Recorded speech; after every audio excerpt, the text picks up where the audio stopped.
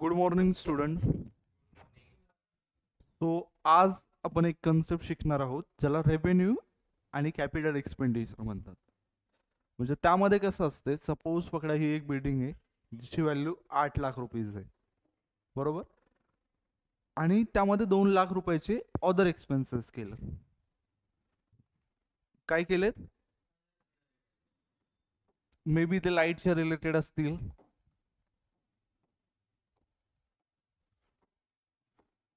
आणखी काय असू शकतात, टाईलच्या रिलेटेड आहेत, फर्निचर, म्हणजे बिल्डिंगच्या मध्येच आहे, जसं अलमारी वगैरे जे अदर गोष्टी आहेत त्याची व्हॅल्यू 2 लाख आहे. जेव्हा ही बिल्डिंग आपण कन्स्ट्रक्ट करतो किंवा परचेस करतो त्यासोबत झालेले हे जे एक्सपेंडिचर असतात तर ते आपण काय करणार? कॅपिटलाइज करणार. काय करणार? कॅपिटलाइज करणार. सो ते एक्सपेन्सेस आपण काय करणार? बुक करणार. कशाच्या व्हॅल्यू मध्ये? बिल्डिंगच्या. आणि टोटल व्हॅल्यू किती असणार? 10 लाख ऍड केल्यावर त्या बिल्डिंगची व्हॅल्यू असणार. But at the same time आणखी 3 वर्षांनी काय झालं? एक्सपेन्स झाले 20,000. कशासाठी? कलर वगैरे केला आपण घराला, तर त्यासाठी एक्सपेन्स झाला.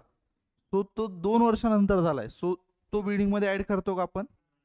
बट इमिडिएटली परचेस किंवा कन्स्ट्रक्ट करताना जर आपण कलरिंग वगैरेचे एक्सपेन्स केले किंवा बाकीचे जे रेव्हेन्यू नेचरचे एक्सपेंडिचर केले, कलर लाईफ मध्ये एकदाच होतो का?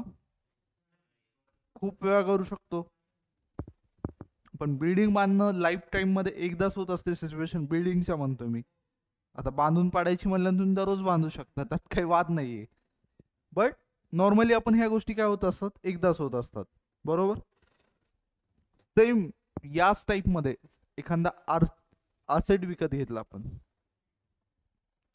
आता पकडा तुम्ही मोबाईलच्या शॉपवर जाता, मोबाईल घेता.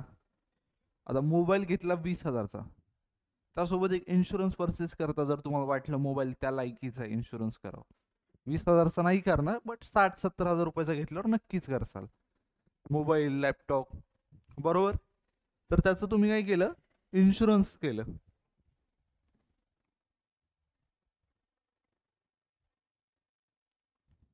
पकडा हे एक पीसी आहे किंवा लॅपटॉप आहे.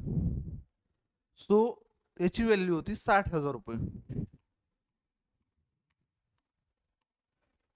बट तुम्ही काय केलं? आणखी इन्शुरन्स घेतलं. इन्शुरन्सची व्हॅल्यू आहे 3,000 रुपये. आणखी तुम्हाला वाटलं की आणखी काहीतरी घ्यावं याच्यासोबत, कवर वगैरे, माऊस,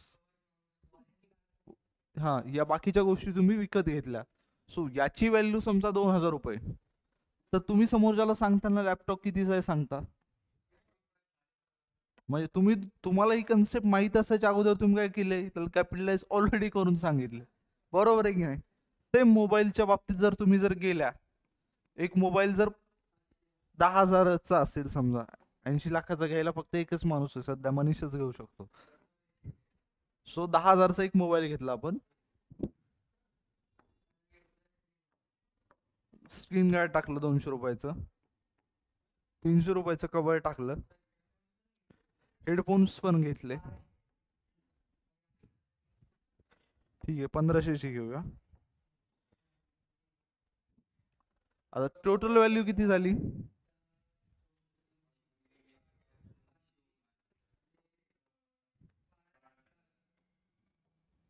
12,000 झाली. नॉर्मली आपण हेडफोनला नाही सांगत, बट सांगितलं समजा, तरी टोटल व्हॅल्यू आपण किती सांगतो? 12,000 सांगतो. कोणी म्हणलं का नाही 10,000चा मोबाईल होता, 200 रुपयाचा मी स्क्रीन गार्ड टाकला, 300 रुपयाचं कव्हर आहे, अशा गोष्टी आपण करणार का? ऑब्विसली नाही करणार. आपण काय सांगणार? टोटल व्हॅल्यू जी होती. असंच सेम पकडा, तुम्ही एक एसी घेतलाय. एसी घेतलाय समजा तुम्ही 22,000 रुपयाचा.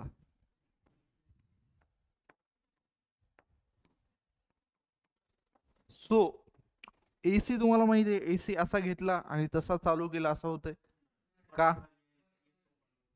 बसवायला माणूस येतो, कारण तो आपला मामा असतो. असतं का असं? का? काय असतात सलील? सर्व्हिस चार्जेस असतात. पकडा त्यानं 3,000 रुपये सर्व्हिस चार्ज घेतले, त्याला शुद्ध चांगल्या भाषेत इन्स्टॉलेशन चार्जेस म्हणतात, मे बी माहित असेल तुम्हाला तर. हम्म. हम्म. तर आपण काय म्हणणार, एसी 22,000चा होता, इन्स्टॉलेशन चार्जेस 3,000 होते, 25,000चा एसी होत. आणि त्याच्यापेक्षा काही कोणता माणूस जर भारी असेल तर ते 5,000 स्वतःची ऍड करून पण सांगतो 30,000ला घेतलाय. आणि काही लोक म्हणतात अरे 10लाच भेटला. मग समोरचा म्हणतो कुठं भेटला, अरे ते म्हणते माझ्या रिलेटिव्ह होतो म्हणून मला दिलं, तुला नाही देत. असे पण लोक असतात. अरे जस्ट सांगतोय मी एक्झाम्पल. 10 नाही, थोडं 2-3 हजार कमी करून सांगतात. आता आपल्या इकडे फ्रेंड नसतात का, अरे हे शर्ट कुठून घेतलं, ते समोरचा म्हणला 500 रुपयाला, अरे मी 400लाच दिलं असतं. अशा टाइप मध्ये. सो वानो ही कन्सेप्ट तुम्हाला समजली, कॅपिटल रेव्हेन्यू एक्सपेंडिचर काय असतात. आत्ता जर लॅपटॉप घेतला, कोणती एसी घेतली, फ्रीज घेतलं, काही जर घेतला आणि त्याला ट्रान्सपोर्ट करण्यासाठी इमिडिएटली जर पैसे लागले, कशासाठी? आता इकडे बघा, तुम्ही एक कार विकत घेतली, जी दिल्लीच्या शोरूम वरून आहे, आणि तुम्ही पुण्याला ट्रान्सपोर्टनी पाठवली.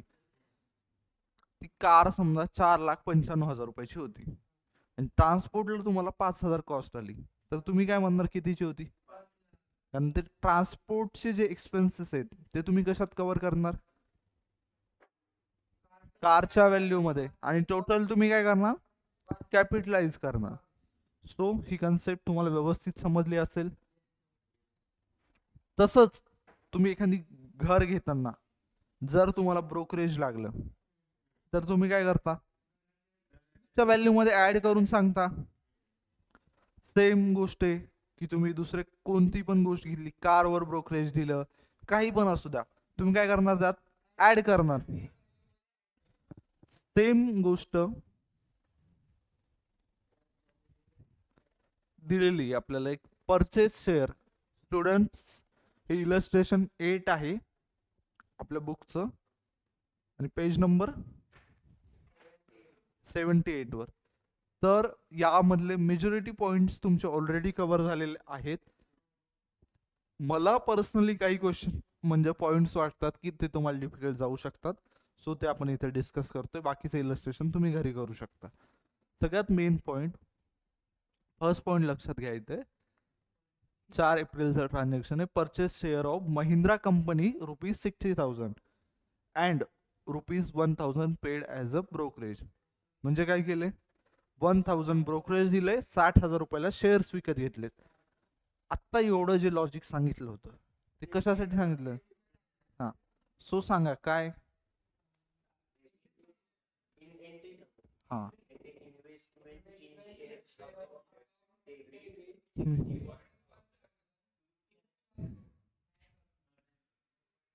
बाळांनो, एक साधं लॉजिक यूज करायचं. इन्व्हेस्टमेंट इन शेअर कधी पण असेल किंवा डिव्हिडंड असेल, कोणतं?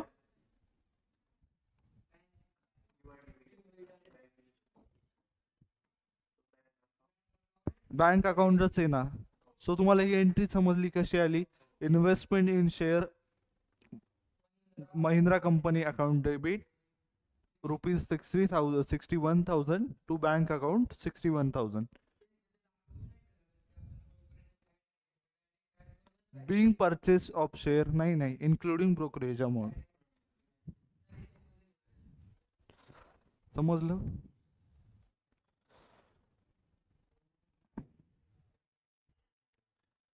त्यानंतर सोल्ड गुड्स टू वर.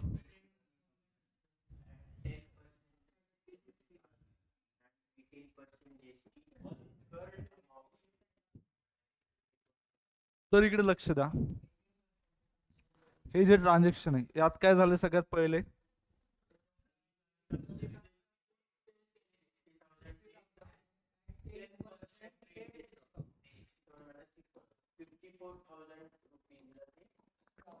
ट्रेड डिस्काउंट किती आहे?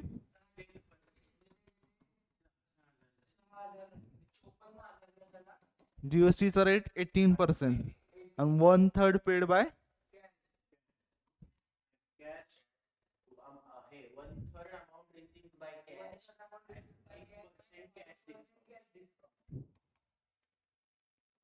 Cash discount. बरोबर, असं ट्रान्झॅक्शन आहे. काय केले, परचेस केले का काय केले आपण? Sold good.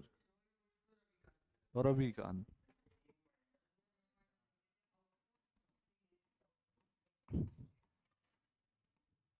सो सगळ्यात पहिले लक्ष द्या, 60,000 रुपये आपलं काय बेस व्हॅल्यू, त्याच्यावर आपण काय केलं, ट्रेड डिस्काउंट मायनस केला.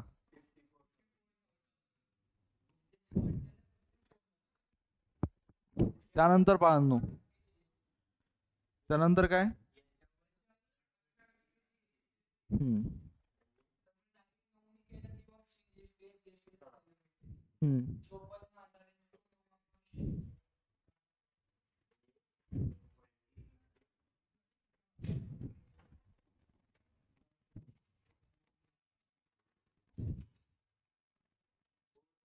पाचशे 50. बरोबर. सो ही काय झालं आपलं,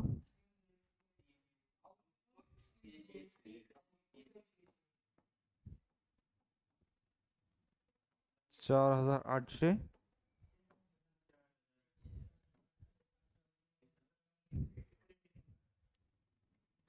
टोटल व्हॅल्यू किती झाली आता,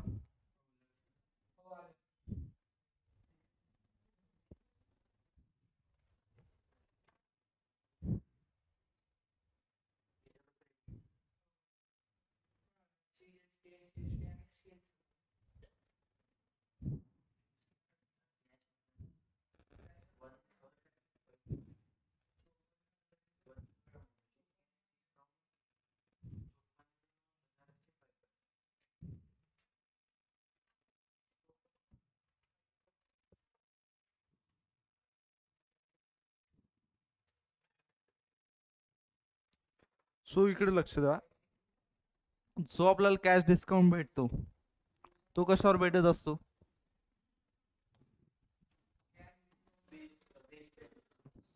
जी व्हॅल्यू आहे त्याच्यावर भेटत असतो, 54,000 वर. या जीएसटी वर डिस्काउंट देईल का, जीएसटी वर डिस्काउंट देतात का, कुठं ऐकले नाही, 28% दुसऱ्यांना आहे, तुम्ही आमचे रिलेटिव्ह आहात 18% द्या असं काय. हा, सो डायरेक्ट डिस्काउंट काढायचा का याचा, किती पेड केली कॅश मध्ये, म्हणजे किती, 18 दोन्ही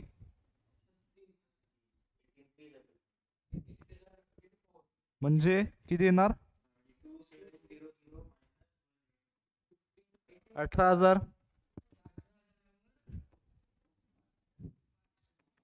किती झाले, हा काय, हा कॅश डिस्काउंट झाला. बरोबर आहे. आपण काय केलेत, गुड्स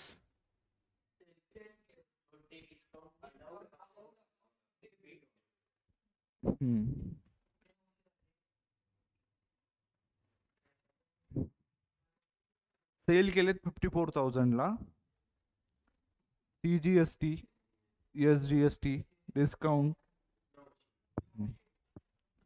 सो लक्ष द्या बाळांनो, आपल्याला जी कॅश रिसिव्ड होणार, किती कॅश रिसिव्ड होणार,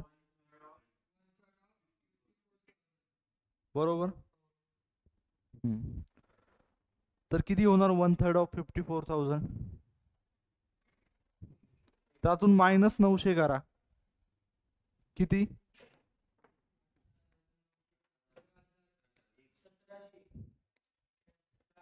100.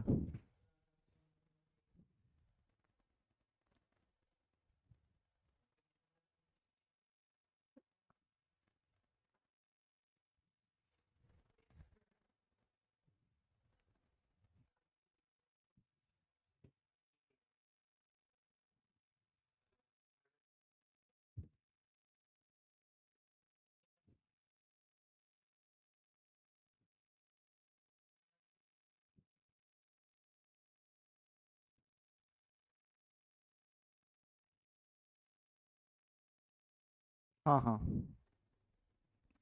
इकडे लक्ष द्या. हे जेव्हा आपण प्लस करतो, हम्म, हे जेव्हा आपण प्लस करतो, हे टोटल प्लस केलं, कॅश डिस्काउंट जो भेटणार तो कशावर भेटणार? 54,000वर. बट जी व्हॅल्यू कॅश मध्ये पे केली ती काय? जीएसटी इन्क्लूड करू नये. सो याचं टोटल करा किती येते बघा.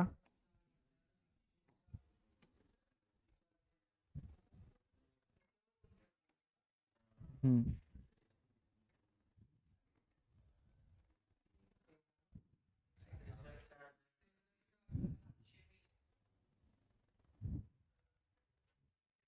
हम्म.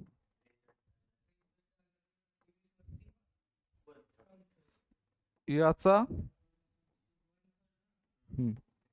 आणि याची जी 1/3 व्हॅल्यू येईल तिला परत काय करायचं? 900 रुपयांनी मायनस करायचं.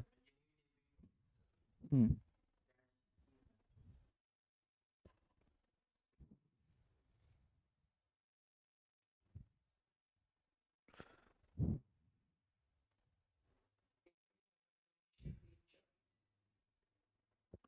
21,000.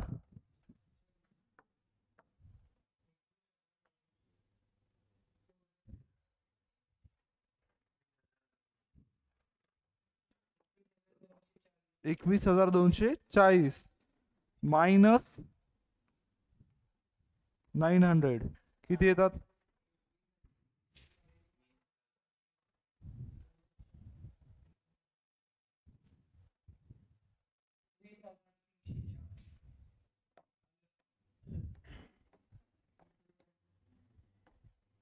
20,340. तो वाहनो जी आपली फायनली एंट्री होईल ती काय होईल?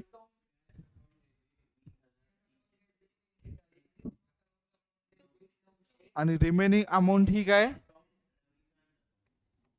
बॅलन्सिंग फिगर टू काय?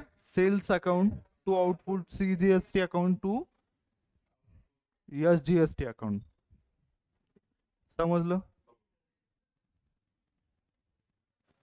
त्यानंतर 12 नंबरचं जे purchase computer of 50 at 18% GST. हा, तर इथं काय होईल? Paid transport charges of the above computer. तर इथं काय येणार? Computer account debit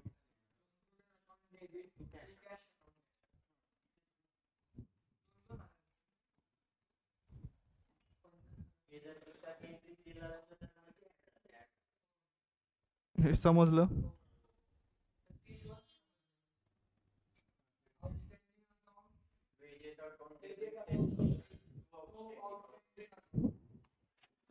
wedges account debit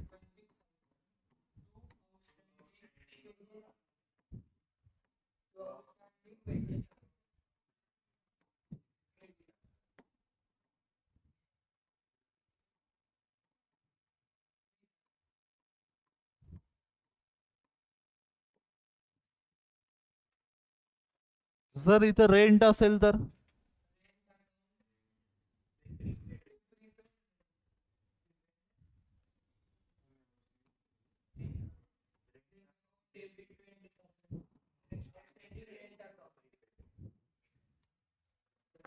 rent account debit to outstanding. इथपर्यंत समजलं सगळं? काय डाऊट नाही या क्वेश्चन मध्ये? ठीक आहे, चालतंय. आजपर्यंत आज एवढंच करूया आपण. तुम्ही घरी जाऊन करा रिमेनिंग गोष्टी. हा, आणि बाळांनो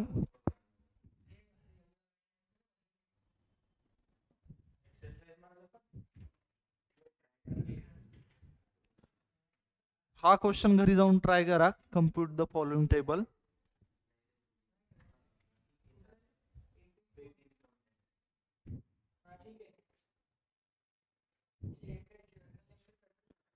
हा,